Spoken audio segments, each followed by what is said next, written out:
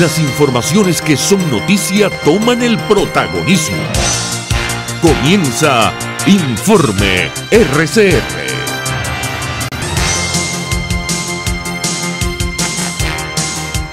Muy buenos días, bienvenidos a este Informe RCR de hoy, 13 de septiembre de 2018. Siempre, como estamos trabajando en nombre de Jaime Nestares en la dirección general de la estación, de Willy Arcaya en la gerencia de producción, de Jackson Vargas en la coordinación de redacción, en la producción de este espacio Marilia García y Jessica Selgrad, en la dirección técnica César Arteaga y Luis Enrique Delgado. Les saluda Argenis Barreto a nombre de todo el equipo. Les recuerdo que nos pueden ver en el estado Carabobo en Radio Puerto Cabello 1290 AM, en internet en la cuenta de Periscope, Twitter, @RCR750, y también en rcr.tv, la radio que se ve para Venezuela y el mundo. Recuerde suscribirse y darnos me gusta. Ya comenzamos nuestra ronda informativa del día de hoy.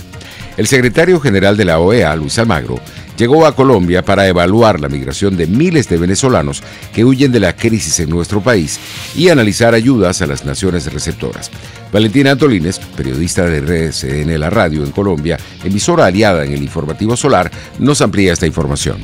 La Organización de Estados Americanos, OEA, Luis Almagro, llegó en horas de la tarde a la capital colombiana acompañado de una comisión técnica del organismo para visitar las zonas de frontera con Venezuela y analizar el éxodo de migrantes de ese país. La misión de la OEA visita Colombia y otros países receptores de migrantes para posteriormente elaborar un informe que incluya la definición de mecanismos de cooperación que puedan ser destinados para estos territorios. La agenda de Almagro inicia hoy en la ciudad de Cartagena, donde se va a reunir con el presidente colombiano Iván Duque y el canciller Carlos Holmes Trujillo. Ya el viernes se tiene contemplada una visita a la ciudad de Cúcuta, la zona más cercana a la frontera con Venezuela y una de las que más ha sentido el impacto de la crisis por la cantidad de venezolanos que atraviesan diariamente el puente internacional Simón Bolívar que une a ambas naciones. La visita de Almagro y la creación de esa comisión técnica para evaluar el éxodo venezolano fue anunciada la semana pasada por el canciller Trujillo y justamente en las últimas horas el presidente Iván Duque aseguró que se debe liderar un debate en instancias multilaterales para encontrar soluciones a la crisis en Venezuela. Esto dijo el mandatario. Tenemos que examinar muy bien todas las realidades humanitarias que vive hoy Colombia por cuenta de este éxodo masivo. Que lo fácil en otros momentos de la historia es apelar a las medidas restrictivas, a cerrar las fronteras. Nosotros no, nosotros hemos asumido ese reto con conciencia de respaldo al hermano pueblo de Venezuela. Recalcó el presidente Iván Duque que si bien Colombia ha asumido el reto con fraternidad y con conciencia, es momento de elevar la discusión al nivel regional para determinar salidas de fondo porque Colombia no tiene los recursos suficientes para acaparar este éxodo masivo. Saludos desde RCN Radio en Bogotá, Colombia, para Radio Caracas, Radio en Venezuela. Muchísimas gracias, Valentina, por este reporte. Por su parte, Ronald Rodríguez, miembro del Observatorio de Venezuela y profesor de la Universidad del Rosario en Colombia, aseguró que más de 1 millón de venezolanos ha migrado hacia ese país vecino en los últimos años. Hay que sumar entre los 900.000 que ha reportado el gobierno nacional a los más de 300.000 colombianos retornados, y eso de cifras reportadas. Porque pues hay que decirlo, mucha de la migración que está llegando de Venezuela es una migración que está pasando por los caminos verdes y que no tiene acceso a documentación, y eso genera aún más dificultades para contabilizarla. Nosotros más o menos calculamos que el número real puede superar el 1.500.000 solamente en Colombia, y eso pues marca la dimensión de esta tragedia humanitaria. Sí, digamos, la población que solamente en 2018 ha pasado por Colombia con destino a otros países ya superan los 600.000. Es lo que en Colombia hemos dado a llamar migración pendular.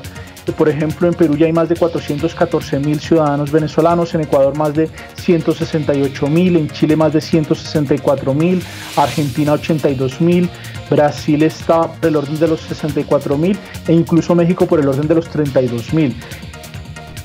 Rocío San Miguel, directora de la ONG Control Ciudadano, expresó esta mañana a través de RCR su preocupación por la prolongación del decreto de emergencia económica, porque a su criterio se está decretando de facto un estado de sitio en el país.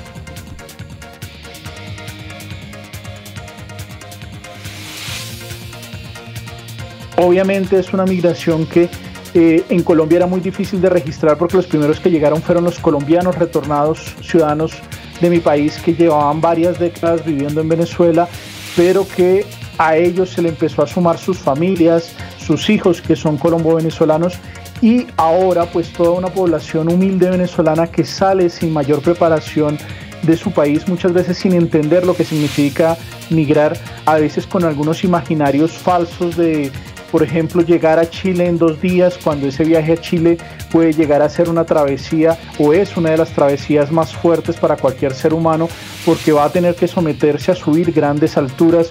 De hecho, vimos cómo hace un par de semanas se reflejaba cómo ciudadanos venezolanos llegaban a subir al páramo de Berlín, que es un páramo que está entre Cúcuta y Bucaramanga, que sobrepasa los 3.000 metros de altura, donde las temperaturas en horas de la noche pueden estar en los 0 grados centígrados, pero el ciudadano que sale sin mayor preparación, incluso a veces con ropa para estar en sitios cálidos, sin el calzado adecuado, y esto pues ha llevado a que ciudadanos venezolanos que están en esta travesía fallezcan. Escuchábamos a Ronald Rodríguez, él es miembro del Observatorio de Venezuela y profesor de la Universidad del Rosario en Colombia, describiendo las penurias que tienen que pasar las personas que huyen de nuestro país buscando un mejor futuro. 9:06. En más informaciones tenemos que el economista Luis Oliveros aseguró la caída del Producto Interno Bruto de 25% registrada en el primer semestre de este año, solo que se produce en países que están en guerra. Su PIB cae de manera estrepitosa. Y el acumulado en estos últimos años, desde que Maduro está en el poder, es superior al 50% a la caída. O sea, para que ustedes tengan una idea, agarren una torta, que era el PIB de Venezuela, píquenla por la mitad, boten la otra mitad, y esa mitad que le queda a usted es la economía actual de Venezuela, con una tendencia clara a disminuir al cierre del año 2018. Por eso es que vemos que ya prácticamente no hay tráfico, por ejemplo, en Caracas, donde hay una gran cantidad de industrias y empresas cerradas, porque el tamaño de la economía bajó estrepitosamente, y adicionalmente la gente ve cómo las ventas le están cayendo, cómo los niveles de inventario también están cayendo, porque no solamente no hay inversión, es que también hay miedo a que si tú agarras y te vas de bruces invirtiendo, venga el sondeo y te baje los precios. En este sentido, el economista Luis Oliveros aseguró que es imposible que el gobierno cumpla con la promesa de llevar el déficit fiscal a cero a través de las medidas económicas que puso en marcha. Fiscal cero significa que el gobierno, en cuestión de meses, cierra una brecha de entre 18.000 a 20.000 millones de dólares. Eso es una cifra muy grande, es una cifra muy, pero que muy importante, y la única manera de tú de verdad cerrarla es que disminuyas el gasto público de una forma muy, pero que muy fuerte, o que aumentes tus ingresos. Y ninguna de las dos cosas va a pasar en el corto o mediano plazo en Venezuela, más aún un gobierno que la disciplina no es una de sus virtudes. Entonces el gobierno y el tema monetario, miren, en las últimas 2 semanas hemos visto cómo la liquidez monetaria ha subido 50%. O sea, oye, por donde lo veas, esos objetivos de política económica que está anunciando el gobierno, para mí son imposibles de cumplir. Lo que vamos hacia un mínimo, se va a estabilizar la hiperinflación, y cuando se va a estabilizar, que vamos a niveles parecidos a lo que estamos teniendo en estos últimos meses, inflación superior al 100%, el último mes fue una inflación del 200%, y eso lo que también te implica es que ese aumento del salario mínimo que decretó el gobierno se va a hacer sal y agua en cuestión de pocas semanas. 9:09. Rocío San Miguel, directora de la ONG Control Ciudadano, expresó esta mañana a través de RCR su preocupación por la prolongación del decreto de emergencia económica, porque a su criterio se está decretando de facto un estado de sitio en el país. Un decreto que es encubierto para hacernos creer que se trata de una declaratoria de emergencia económica, cuando cada uno de los numerales que lo conforman y de los artículos también que establecen restricciones importantes a los venezolanos están dirigidos básicamente a declarar un estado de conmoción interior en el país. En concreto, tiene aproximadamente una treintena de disposiciones que, digamos, otorga poderes que ya dispone el presidente para manejar la situación económica del país, ignorando las funciones de la Asamblea Nacional, pero también toca aspectos que vinculan a la seguridad y defensa de la nación 80 días más. Me preocupa que por esta vía se va a imponer definitivamente por la vía del estado de excepción el llamado carnet de la patria. Claramente las disposiciones contenidas en el artículo 11 y 23 van a hacer uso de la fuerza de este estado de excepción para obligar a los ciudadanos a el carnet de la patria. Rocío San Miguel, directora de la ONG Control Ciudadano, destacó igualmente que en este decreto es también preocupante la mención que se hace en el mismo a la seguridad y la defensa. Porque por la vía de la implementación de medidas tecnológicas, por la vía de imposiciones del Ministerio de Interior y Justicia, podrían llegar claramente a restringir la libertad de opinión, la suspensión de portales de noticias y medidas muy drásticas incluso a través de las redes sociales. La tabla única salarial impuesta por el gobierno viola todos los derechos de los trabajadores y liquida la posibilidad de desarrollo del país. Así lo reiteró esta mañana Keta Stefaney, secretaria de Actas de la Federación de Asociaciones de Profesores Universitarios, FAPUF. O sea, el movimiento que se venía dando antes del paquetazo de Maduro, que viene desde el mes de junio más o menos, donde está declarado en conflicto salud, está declarado en conflicto las universidades, está el sector eléctrico también, el metro, el sector petrolero, etcétera. Ese movimiento por salario digno que estaba exigiendo la canasta básica como punto de partida de las tablas, la respuesta que ha dado el gobierno es muy mala.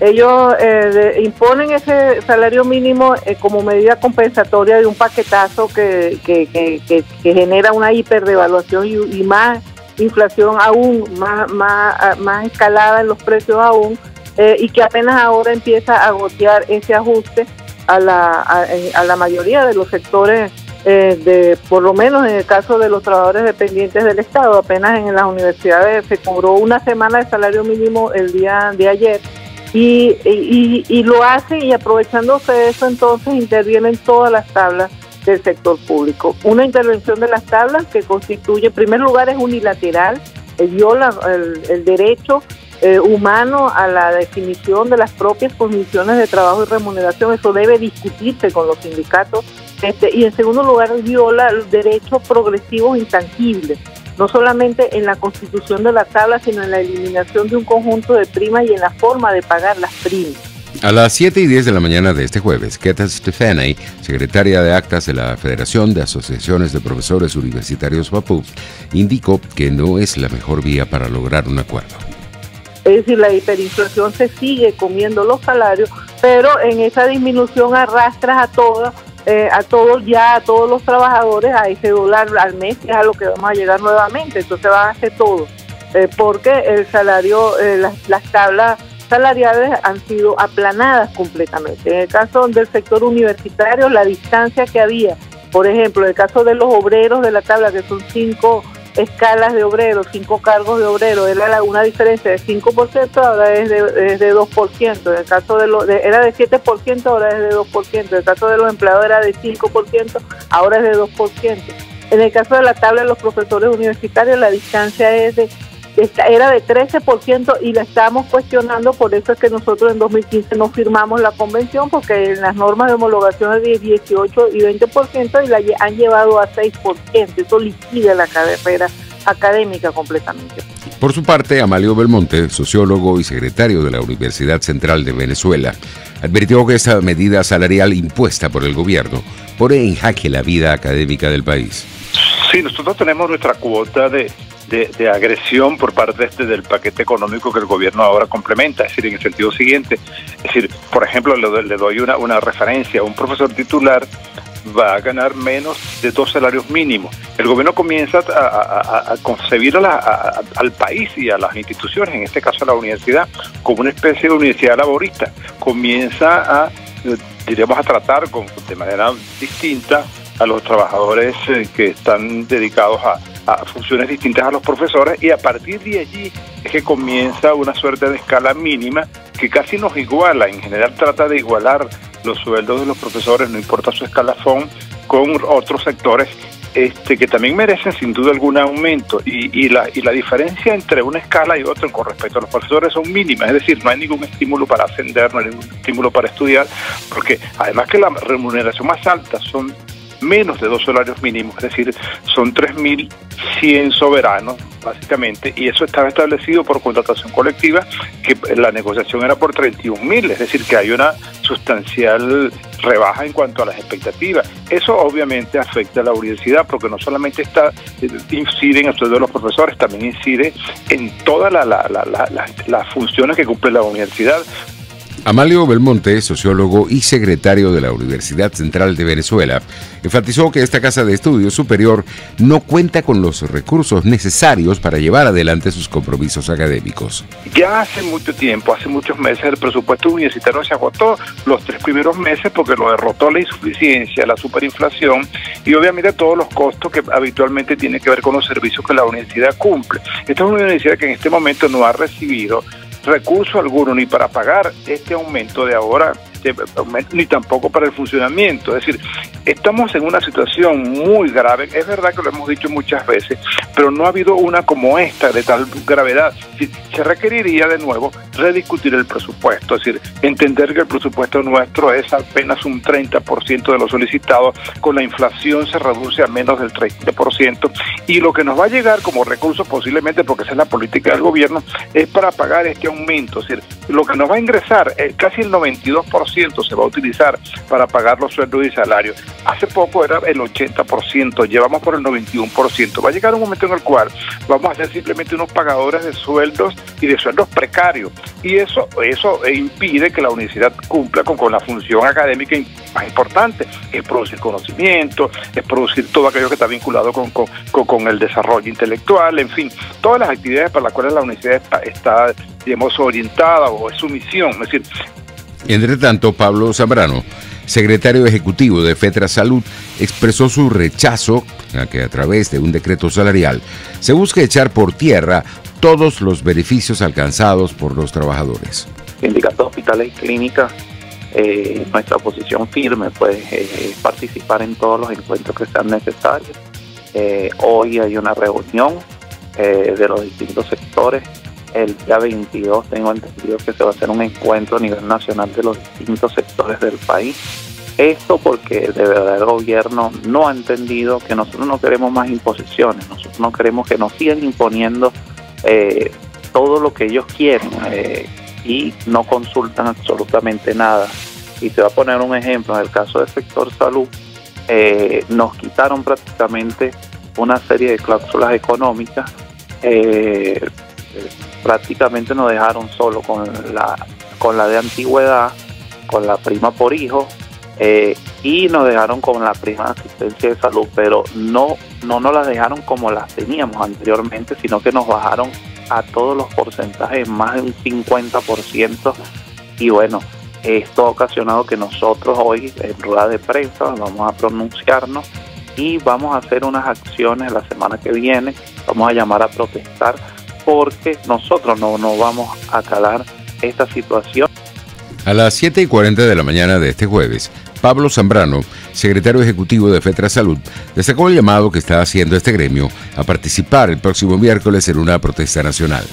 Todos los sectores del país, todos, no haya ni uno, nos unamos en una protesta nacional debido a que las contrataciones colectivas no nos las pueden eliminar, no podemos permitir nosotros los dirigentes sindicales que siga el gobierno imponiendo, y bueno, luego de esta protesta nacional iremos a acciones más allá porque no vamos a dejar y no vamos a permitir que nos sigan violando nuestros derechos tanto constitucionales como el derecho a la salud a la vida, que hoy sigue, y quiero destacar que hacen congresos que, bueno, yo tenía esperanza con el nuevo ministro Carlos Alvarado, y mira, cuando vemos lo que ha hecho es congreso, y congreso los hospitales siguen igualitos, y yo creo que hasta peor, el déficit de insumos reina en más de un 85%, los equipos médicos, tanto tomógrafos como resonadores magnéticos, no hay uno bueno en Caracas.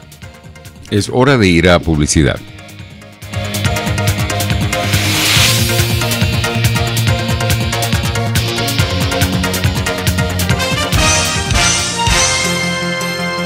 Usted escucha Informe RCR por su 750 AM. Puedes seguirnos en nuestras redes sociales. En Twitter, @RCR750, la radio que se ve.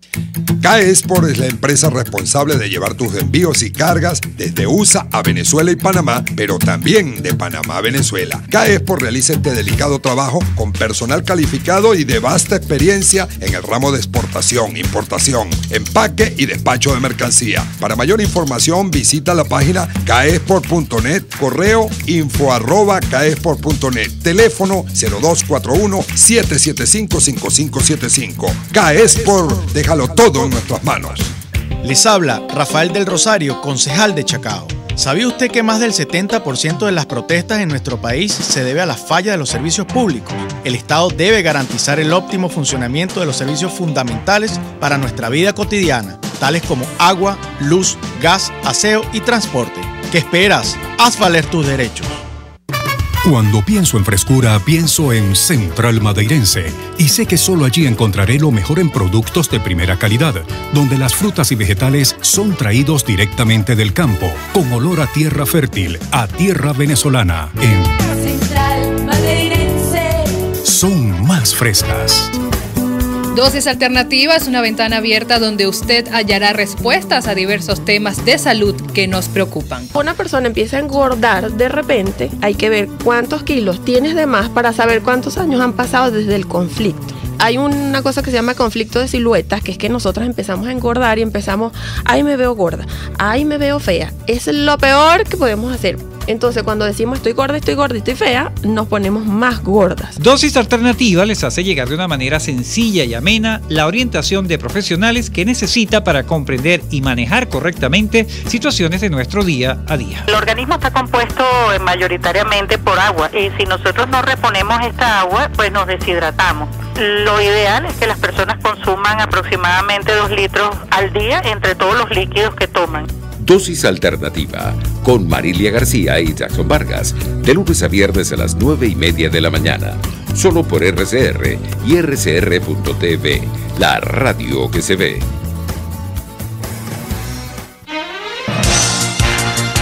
Les estamos presentando Informe RCR, el compacto informativo de esta hora, solo por RCR 750 AM.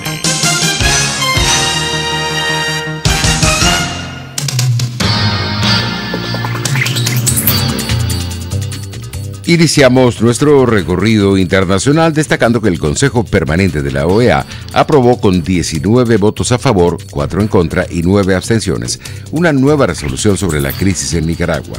La Voz de América nos amplía. El Consejo Permanente de la Organización de los Estados Americanos aprobó el miércoles una resolución sobre la situación en Nicaragua en la que insta al gobierno de Daniel Ortega a poner fin a los actos de violencia y a las violaciones a los derechos humanos. Además, el texto exige a Ortega que facilite un diálogo nacional para poner fin a la crisis que ha dejado más de 400 muertos. La resolución sobre acontecimientos recientes en Nicaragua fue aprobada por 19 votos a favor, 4 en contra y 9 abstenciones. El texto resume las propuestas realizadas por el grupo de trabajo creado por la OEA y que lidera Canadá para buscar una salida a la crisis en Nicaragua. Entre los 19 países que votaron a favor de la resolución están Estados Unidos, Canadá, México, Colombia, Chile, Costa Rica y Ecuador. El representante de Estados Unidos ante el Consejo Permanente de la OEA criticó fuertemente al gobierno de Ortega, al que acusó de hacer esfuerzos cínicos para disfrazar la verdad. En contra de la resolución votaron las delegaciones de Nicaragua, San Vicente, Venezuela y Bolivia.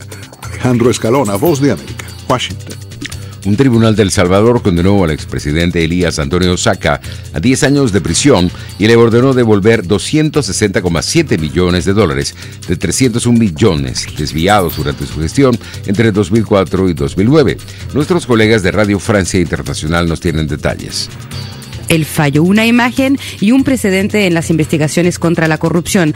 Antonio Saca aceptó declararse culpable de delitos de peculado y lavado de dinero a cambio de un juicio abreviado y así lograr reducir su condena a 10 años de cárcel en lugar de hasta 30. Él era el cabecilla de una organización criminal, de una red criminal para extraer fondos públicos del Estado, tampoco se había establecido. Declaraciones del fiscal de la República al salir del tribunal, que ordenó también a Saca reembolsar más de $250 millones a los salvadoreños, las primeras víctimas de su estructura mafiosa que puso en marcha durante su mandato. Y tras la investigación llamada Destape de Corrupción, varios de sus colaboradores y ministros fueron condenados. En Estados Unidos, la trayectoria cambiante del huracán Florence genera temor en ese país norteamericano. Más detalles en el siguiente reporte. El huracán Florence puso este miércoles en peligro a más de 10 millones de personas a medida que se aproxima a las Carolinas, y la incertidumbre sobre su trayectoria generó temor en una amplia franja del sureste de Estados Unidos. El gobernador de Carolina del Norte, Roy Cooper, dijo a últimas horas de este miércoles: nuestra costa sentirá el impacto de Florence desde este jueves en la mañana, y todas las regiones de Carolina del Norte recibirán el impacto. Anticipamos que la tormenta estará con nosotros durante días, señaló Cooper. Por su parte, y ante la posibilidad de que Florence ingrese a tierra más al sur de lo previsto, el gobernador de Georgia, Nathan Deal, declaró el estado de emergencia. Para nosotros en Georgia, con tantos árboles, es una combinación que derriba líneas eléctricas, y eso significa que las compañías privadas deben estar en alerta y preparadas para enfrentar esa situación. Además, tenemos que hacer lo mejor que podamos en términos de consecuencias por las inundaciones y asegurarnos de tener equipos listos en las proximidades de las zonas que van a recibir el mayor impacto. El pronóstico del Servicio Nacional de Meteorología es que el huracán tocará tierra el sábado en la mañana cerca de la línea limítrofe entre Carolina del Norte y del Sur, y después continuará con fuertes precipitaciones en su camino al oeste, con potenciales inundaciones catastróficas. Florence perdió un poco de fuerza por la tarde hasta convertirse en un huracán categoría 3 con vientos sostenidos máximos de 205 kilómetros por hora. Pero de todas formas, seguirá siendo un huracán extremadamente peligroso, advirtieron las autoridades. El momento de actuar es ahora. Podemos reconstruir, la electricidad regresará, las calles serán reparadas, pero no podemos reparar la pérdida de vidas. Así que es el momento de salir, dijo Jeff Baird, administrador de la Agencia Federal para el Manejo de Emergencia FEMA, por sus siglas en inglés. Hasta el miércoles ya se había ordenado la evacuación de más de 2 millones de habitantes de las Carolinas y de Virginia. Las aerolíneas han cancelado casi 1,000 vuelos. Tony Cano, Voz de América, Washington. Hace poco se conoció que Florence se debilitó ligeramente hacia un huracán de categoría 2. Estas categorías solo indican la velocidad de los vientos sostenidos, lo que hace que este huracán sea extremadamente peligroso. Las marejadas ciclónicas, las inmensas inundaciones costeras y las precipitaciones históricas que se esperan en el interior. Así estamos llegando al final. Que tengan un feliz día.